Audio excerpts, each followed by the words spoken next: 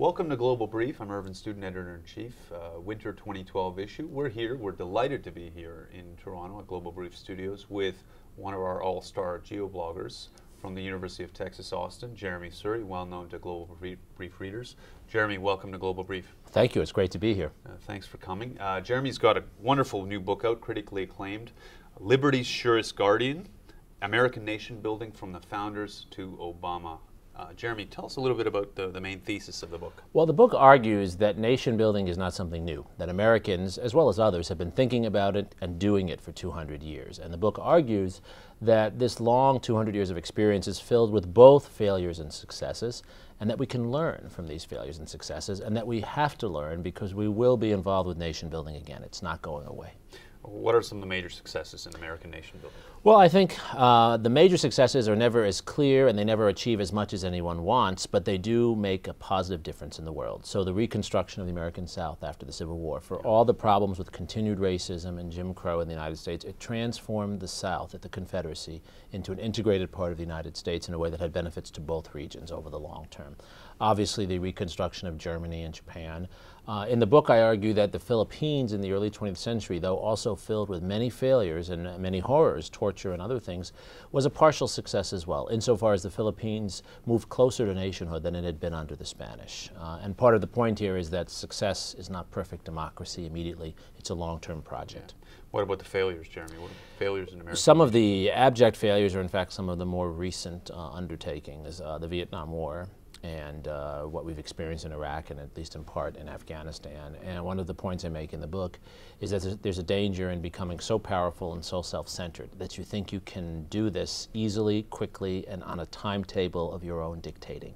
And that's not the case. We need to be humbler, we need to choose our cases more carefully, and we need to make sure we're in for long-term commitments when we do this. How's Obama doing today as a nation builder?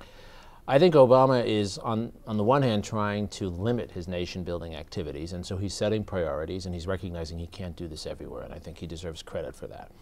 But he's not thinking through where he might have to do it, and he's not prepared for when he does. So as we look at what's happening in Egypt and elsewhere today, maybe the United States should be involved in nation building there, maybe it shouldn't, but the United States should be prepared if it has to go in to do something of those sorts. Whoever emerges from the Republican leadership contest, what would be the primary Republican critique of American nation building? The primary Republican critique would be that the United States has tried to be a do-gooder and not served its own interest as well as it should, and that the United States has not supported enough democratization as part of the process. I think those are both critiques that aren't quite fair. They have a point to them. But democratization is a long-term project. It doesn't happen quickly.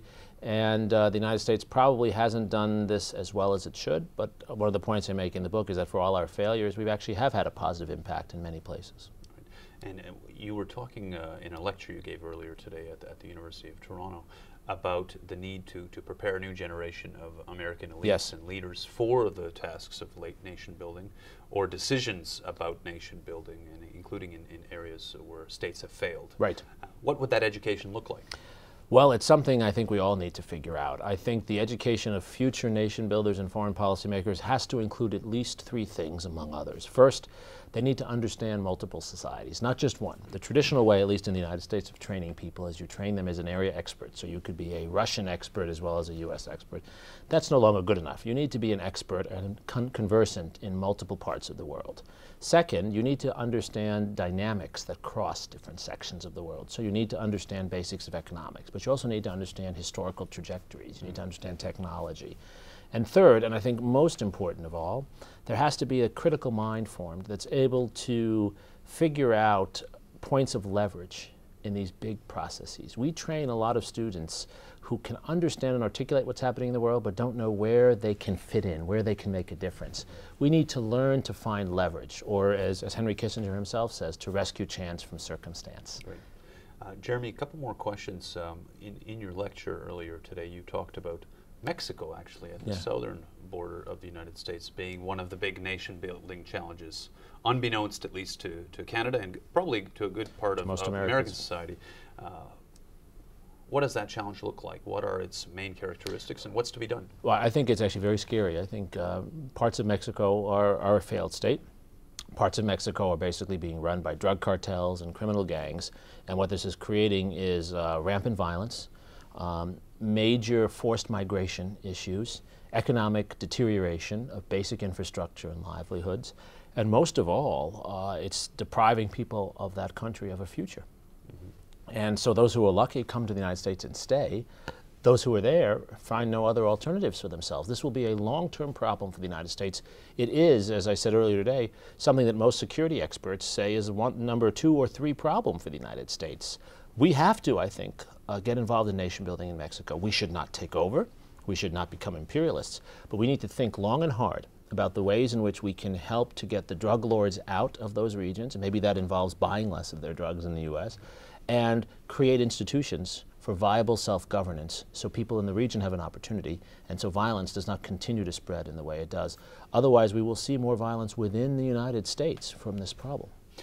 Is the United States taking notes at present or in historical terms from other countries who have done nation building well? Well, the United States always looks to some extent to the British model, and there are ways in which we learn positively and negatively from that. One of the things we don't do enough of is look at our own internal history, and that's one of the points I make in the book. We should study not only what countries have done outside of their borders, but also what we and others have done within our borders. And one of the points I make is that the United States from the beginning has been a nation-building project of its own. And for instance, studying Reconstruction in the South would be very valuable as we think about Iraq and Afghanistan today. Right. Jeremi Suri, thanks for coming to Global Brief. Thank you for having me here. Cheers. Thanks.